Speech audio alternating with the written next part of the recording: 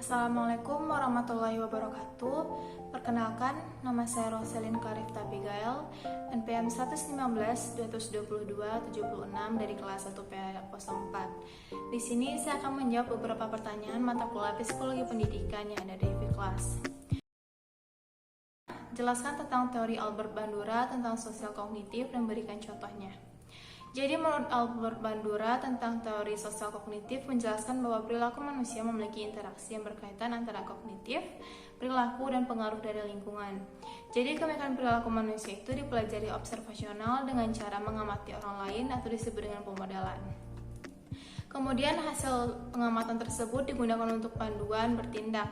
Contohnya dalam konteks pembelajaran, yaitu seorang anak meniru apa yang dilakukan oleh orang tuanya di rumah. Misalnya, ayah dan ibu rajin sekali membersihkan rumah dan sering menolong orang lain yang berada dalam kesusahan. Sehingga, anak yang belajar melalui proses pengamatan atau observasinya akan meniru perilaku orang tuanya tersebut. Jelaskan tentang teori belajar Kohler dan contoh kasus hewan simpanse. Jadi, menurut Wolfgang, inside learning, jika makhluk hidup dihadapi pada suatu masalah, maka akan terjadi ketidakseimbangan kognitif dan akan berlangsung sampai masalah tersebut terselesaikan.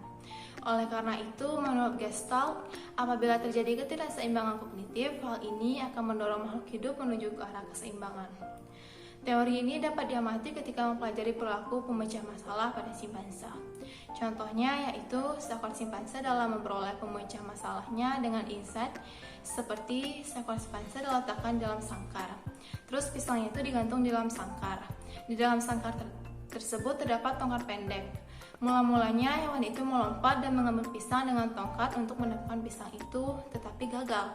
Karena usaha-usaha itu tidak membuahkan hasil, hewan itu berhenti sejenak, seolah-olah memikirkan cara untuk mendapatkan pisang tersebut.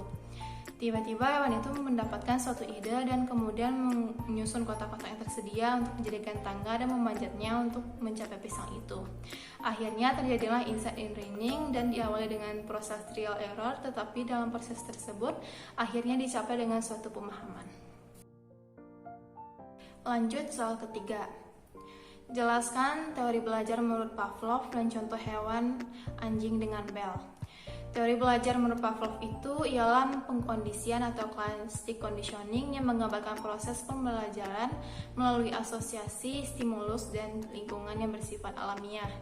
Contoh kasus hewannya yaitu seekor anjing yang mengeluarkan air liur tidak hanya ketika makanan disajikan, tetapi saat orang yang memberi makan tersebut tiba. Dalam kasus ini, perangsang aslinya ialah makanan dan yang netralnya ialah lonceng dipasangkan dengan stimulus yang bersyarat secara berulang-ulang sehingga memunculkan reaksi yang diinginkan atau menciptakan sebuah perilaku.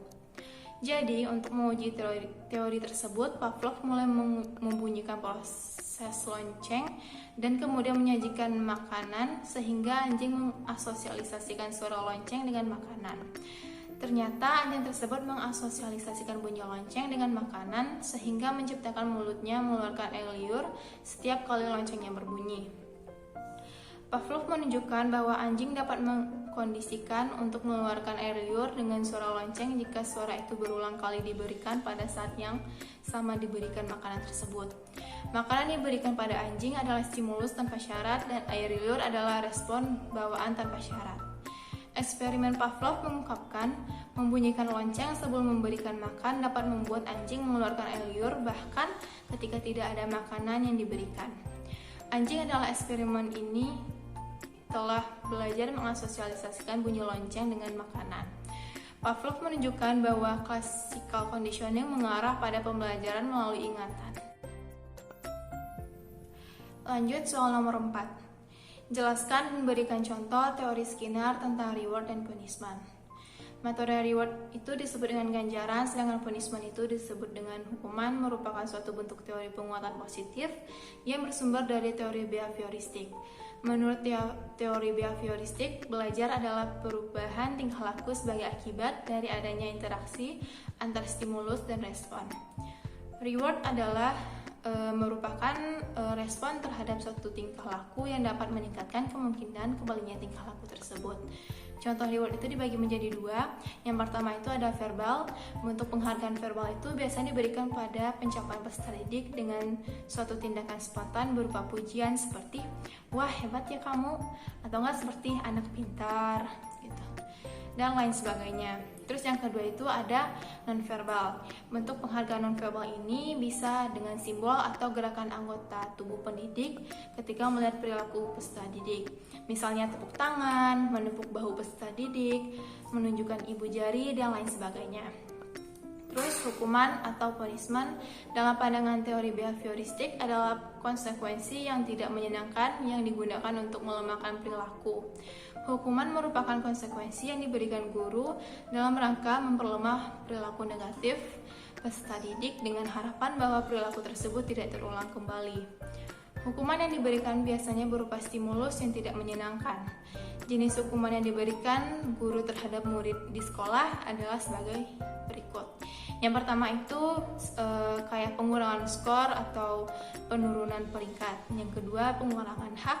Yang ketiga hukuman berupa denda. Sekian video penjelasan singkat dari saya, kurang lebihnya